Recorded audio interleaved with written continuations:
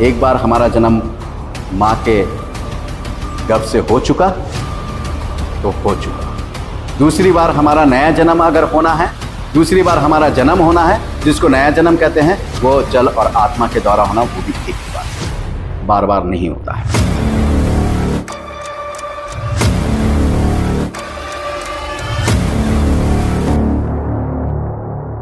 प्रभु यीशु मसीह के मधुर नाम में आप सबको जय मसीह की।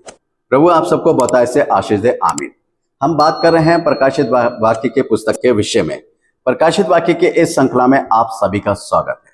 प्रकाशित वाक्य के 7 खंडों में से हम चौथे खंड में हैं, परमेश्वर का न्याय और 7 तुरहियों का परिचय। पिछले संदेश में हमने सीखा था प्रकाशित वाक्य 11 अध्याय 1 पद से लेकर 3 पद तक के विषय में, और उसका जो था वो 13वां भाग था। आज हम सीखेंगे प्रकाशित वाक्य 11 अध्याय 1 पद से लेकर 3 पद तक के विषय में, उसके 14वें भाग के विषय में हम सीखेंगे। प्रकाशित वाक्य 11 अध्याय उसके 1 पद से लेकर 3 पद तक यहां पर इस प्रकार से लिखा हुआ है। फिर मुझे नापने के लिए एक सरकंडा दिया गया और किसी ने कहा, उठ, परमेश्वर के मंदिर, वेदी और उसमें उपासना करने वालों को नाप ले, पर मंदिर के बाहर का आंगन छोड़ दे, उसे मत नाप, क्योंकि वह अन्य जातियों को दिया गया है और वे पवित्र नगर को 42 महीने तक रौंदेंगी। मैं अपने 2 गवाहों को यह अधिकार दूंगा कि टाट ओढ़े हुए 1260 दिन तक भविष्यवाणी कर। मंदिर के बाहर का आंगन छोड़ दे, उसे मत नाप, क्योंकि वह अनजातियों को दिया गया है कि उसे 42 महीने तक रौंदे। अब ध्यान दीजिएगा, आंगन में, जो मंदिर का आंगन हुआ करता था, उस आंगन में मुख्य रूप से 2 चीजें थी। पहला होमबलि की वेदी और दूसरा हौदी, जिसमें पानी भरा जाता था। हमने जो था होमबलि की वेदी के बारे में पिछले संदेश में सीखा था। आज हम हौदी के बारे में सीखेंगे, यानी पीतल की हौदी थी। यह निर्गमन 30 अध्याय 17 से 21 तक आप उसमें पढ़ सकते हैं। ये पीतल की हौदी मिलाप वाले तंबू और होमबलि के बीच में रखी जाती थी, और इसमें हरून और उसके पुत्र हाथ पांव धोते थे, तब वे मिलाप वाले तंबू में प्रवेश करते थे। यदि वे इस हौदी के जल से हाथ पांव नहीं धोते थे तो वे मर जाते थे। इसका सीधा सा अर्थ है कि अपने आप को इस जल के द्वारा शुद्ध करके मिलाप वाले तंबू में प्रवेश करते थे। अब ध्यान दीजिएगा, जो हौदी थी, जो आंगन में रखी जाती थी, उसमें जल भरा जाता था, उसमें हरून और जो उसके पुत्र थे और जो याजक लोग थे, उसको में अपने हाथ पांव धोते थे, तब वो मिलाप वाले तंबू में प्रवेश करते थे। अगर बिना हाथ धोए, बिना पैर धोए अगर वो मिलाप वाले तंबू में प्रवेश करते तो निश्चय ही वो मर जाते। इसलिए वो जल क्या था? वो उस शुद्धि का प्रतीक था जो परमेश्वर का वचन बताता है। आपने देखा होगा, यीशु मसीह जब गलील के नगर में, एक नगर में, काना के नगर में जब वो गया, तो वहां पर एक विवाह में गया था, जब दाखरस कम हो गया था। तो वहां दाखरस जब भरने की बात आई कि किसमें भरा जाए, किसमें क्या करा जाए, तो यूहन्ना 2 अध्याय उसके 6 पद में लिखा हुआ है, वहां यहूदियों के शुद्ध करने की रीति के अनुसार 6 पत्थर के मटके धरे थे, जिनमें 2-2, 3-3 मन समाता था। अब ये जो 6 मटके थे, इसमें पानी भरकर आराधनालय के आंगन में या पवित्र स्थान के आंगन में रखा जाता था, जिससे जो आराधना करने जाते थे, आराधना करने वाले लोग जो थे, अपने हाथ और पैरों को धोकर उसमें प्रवेश करते थे। ये मटके इसलिए वहां पर जो थे वो धरे गए थे, जिसमें यीशु मसीह ने पानी भरवाया और वो जो था दाखरस बन गया था। मगर हम यहाँ पर पानी के दाखरस की बात नहीं कर रहे हैं, हम शुद्धि की बात कर रहे हैं, जल के शुद्धिकरण की बात कर रहे हैं। जो आंगन में हौदी रखी गई थी, उसमें जो जल भरा जाता था, उसकी बात कर रहे हैं। आज ये विधि जो है ये समाप्त हो गई है, परंतु इस जल के द्वारा जो है मनुष्य की शुद्धता जो है वो प्रकट होनी चाहिए। देखिए, वहां पर जो जल रखा जाता था वो उनके शुद्धिकरण के लिए रखा जाता था, परंतु जल के द्वारा शुद्धिकरण होना तो जरूरी है, क्योंकि जब तक उसके द्वारा शुद्धिकरण नहीं होगा तब तक हम शुद्ध नहीं हो सकते हैं। देखिए, इफिसियों 5 अध्याय उसका 26 और 27 पद पढ़ रहा हूं, जरा ध्यान दीजिएगा कि उसको वचन के द्वारा जल के स्नान से शुद्ध करके पवित्र बनाए और उसे एक ऐसी तेजस्वी कलीसिया बनाकर अपने पास खड़ी करे जिसमें ना कलंक, ना झुर्री, ना कोई और ऐसी वस्तु हो, वरन पवित्र और निर्दोष हो। देखिए यहां पर परमेश्वर का वचन क्या कह रहा है कि उसको वचन के द्वारा जल के स्नान से, किसको? कलीसिया को, प्रभु यीशु मसीह की कलीसिया को, प्रभु यीशु मसीह की दुल्हन को शुद्ध और पवित्र बनाए, एक ऐसी तेजस्वी कलीसिया बनाए जिसमें किसी भी प्रकार का कोई कलंक, कोई झुर्री, कोई दाग, कोई धब्बा, कोई पाप ना हो, परंतु निर्दोष और क्या हो? पवित्र हो, जो प्रभु यीशु मसीह के साथ खड़ी रह सके। क्योंकि पहला पतरस पहला अध्याय उसके 16वें पद में लिखा हुआ है कि वहां पर परमेश्वर का वचन कहता है जैसे मैं पवित्र हूं वैसे तुम्हें भी पवित्र बनना है। क्यों पवित्र बनना? क्योंकि हमारा प्रभु यीशु मसीह पवित्र है और हमें अपने आप को ऐसा पवित्र बनना है कि हम उसके साथ खड़े हो सके। और प्रभु वही कह रहा है कि जल के स्नान के द्वारा, मगर वचन के द्वारा, वचन से बाहर नहीं, जल के स्नान के द्वारा। अब जल के स्नान से कैसे? यूहन्ना 3 अध्याय उसका 3 पद को पढ़ रहा हूं मैं, ध्यान दीजिएगा। यीशु ने उसको उत्तर दिया, मैं तुझसे सच सच कहता हूं, यदि कोई नए सिरे से ना जन्मे तो परमेश्वर का राज देख नहीं सकता। देखिए नए सिरे से जन्म लेना है ताकि हम परमेश्वर के राज को देख सके। अब नए सिरे से जन्म कैसे लेना है? बड़ा ध्यान करने की बात है कि नए सिरे से जन्म कैसे लेना है। यूहन्ना 3 का 5 पद, यीशु ने उत्तर दिया, मैं तुझसे सच सच कहता हूं, जब तक कोई मनुष्य जल और आत्मा से ना जन्मे तो वह परमेश्वर के राज में प्रवेश नहीं कर सकता। देखिए अब यहां क्या है? जल और आत्मा से जन्म लेना है। अब वहां पर क्या था?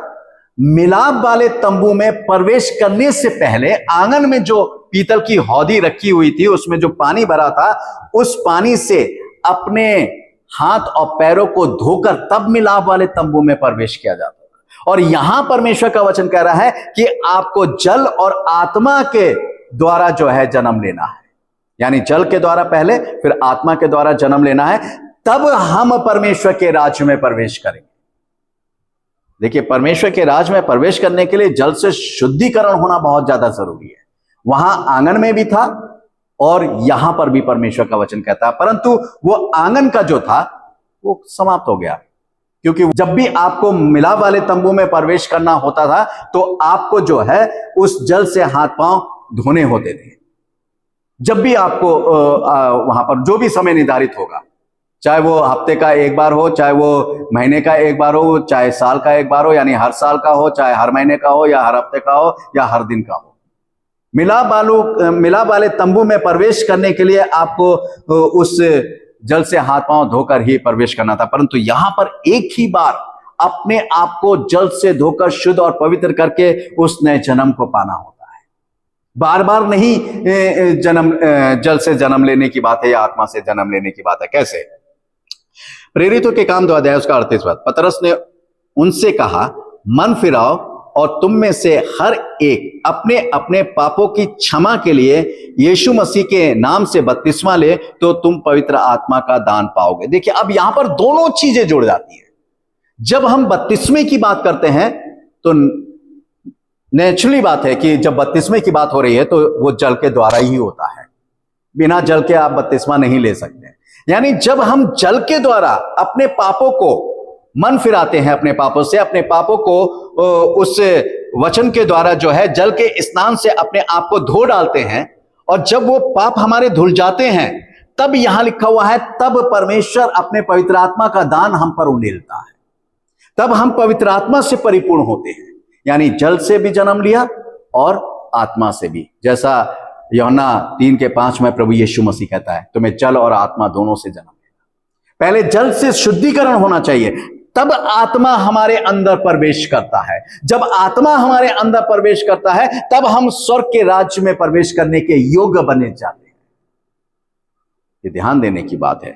परमेश्वर का वचन जो है वो क्या कहता है? क्या कहता है? कुलुस्सियों 2 के 12 में जो बपतिस्मे का अर्थ है वो बता रहा हूं मैं आपको। और उसी के साथ बपतिस्मे में गाड़े गए और उसी में परमेश्वर की सामर्थ पर विश्वास करके जिसने उसको मरुओं में से जिलाया उसके साथ जी भी उठे हैं। जी हाँ, और इसका रोमियो 6:4 में भी यही बात लिखी कि हम जो है बपतिस्मे के द्वारा उस पानी में जो है यीशु मसीह के साथ दफन हो जाते हैं, और जब पानी में से बाहर आते हैं अर्थात यीशु मसीह के साथ हम जीवित हो गए, वो हमारा नया जन्म होता है।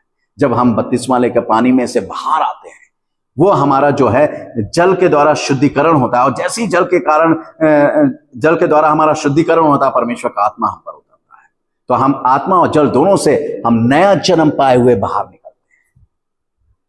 ये क्रिया जो है परमेश्वर, ये सिर्फ एक ही बार होती है, बार बार नहीं है। वो आंगन के आप बार बार हम पाप करें, बार बार बपतिस्मा लें, बार बार बपतिस्मा, वो बहुत से लोग बार बार बपतिस्मा लेते हैं, बार बार, मगर बपतिस्मा एक ही बार लेना चाहिए। मगर वहां लिखा वचन के द्वारा जल के स्नान से। अगर हम वचन के द्वारा नहीं ले रहे हैं, वचन के द्वारा हमारा बपतिस्मा नहीं हुआ है, तो आप 10 बार डूब जाइए, आपका बपतिस्मा मान्य नहीं होगा। फिर तो आपको वचन के द्वारा ही लेना पड़ेगा। अगर आपने वचन के द्वारा नहीं लिया है तो आपका बपतिस्मा होना ही होना है। आप कितनी बार बपतिस्मा ले चुके हो, कितनी बार डुबकी लगा चुके हो, आपका नया जन्म हुआ नहीं, क्योंकि आपको आत्मा नहीं मिला है। आप जल से अपने आप को शुद्ध तो दिखा रहे हो, परंतु आत्मा नहीं मिला है, आत्मा ने प्रवेश नहीं किया है, इसलिए स्वर्ग के राज के वारिश नहीं हो सकते, इसलिए स्वर्ग में प्रवेश नहीं कर सकते। ये चीजें जो हैं बहुत ज्यादा जरूरी हैं। जो भेद हैं, जो आंगन में रखी हौंदी के समान हो जाते हैं कि जितनी बार प्रवेश करना उतनी बार अपने आप को शुद्ध करना है। यहां पर ऐसा नहीं है कि जितनी बार चाहो उतनी बार हम अपने बपतिस्मा ले लें। एक बार हो गया, एक बार आपने जन्म, क्योंकि जन्म क्या है, एक ही बार होता है। दो बारा जन्म जो है हम मरकर फिर से पैदा नहीं होते हैं। अब आप कहोगे कि एलिया ने तो 2 बारा जन्म लिया, एलिया की बात अलग है, एलिया का भेद अलग है, एलिया की मिनिस्ट्री अलग है, एलिया के 2 बारा जन्म लेने की बात अलग है। एलिया तो 3री बार भी जन्म ले सकता है। अगर मैं आपसे कहूं तो आप कहोगे कैसे, वो परमेश्वर है, वो किसी को 10 बार जन्म दे उसकी बात नहीं, मगर हम अपनी बात कर रहे हैं। क्योंकि क्रिटिसाइज करने वाले बहुत होते हैं ना। अगर हम कहते हैं, अभी मैं ये बोल के सिर्फ इतना ही बोल के समाप्त कर देता कि 2 बारा जन्म जो है वो नहीं हो सकता, तो लोग फटाक से कमेंट लिखते हैं, अरे पादरी साहब आप ठीक से पढ़ते नहीं है, आपको ठीक से मालूम नहीं है, आप ठीक से बताते नहीं, एलिया का भी तो 2 बारा जन्म। मेरे भाई एलिया का तो 3री बार भी होगा, मूसा का भी होगा, हनोक का भी होगा है? मगर कैसे होगा, किस तरीके से होगा, कौन आएगा, इन 2 गवाहों में कौन है, ये आगे जाके बताया जाएगा। अभी नहीं बता रहा हूं मैं बता रहा हूं परमेश्वर चाहे किसी को भी भेज सकता है। वो परमेश्वर के हाथ में, हमारे हाथ में नहीं है, हमारा नहीं होगा, ये निश्चित है। आइए आगे देखते हैं परमेश्वर का वचन जो है वो क्या कहता है। हमारा अगर होगा, नया जन्म होगा तो इसी तरीके से होगा। दोबारा अगर हमारा जन्म होना है कि जल और आत्मा से जन्म लेना, सिर्फ एक बार हमारा जन्म मां के गर्भ से हो चुका तो हो चुका। दूसरी बार हमारा नया जन्म अगर होना है, दूसरी बार हमारा जन्म होना है, जिसको नया जन्म कहते हैं, वो जल और आत्मा के द्वारा होना, वो भी एक ही बार होना है, बार बार नहीं होता है। इस बात को समझे।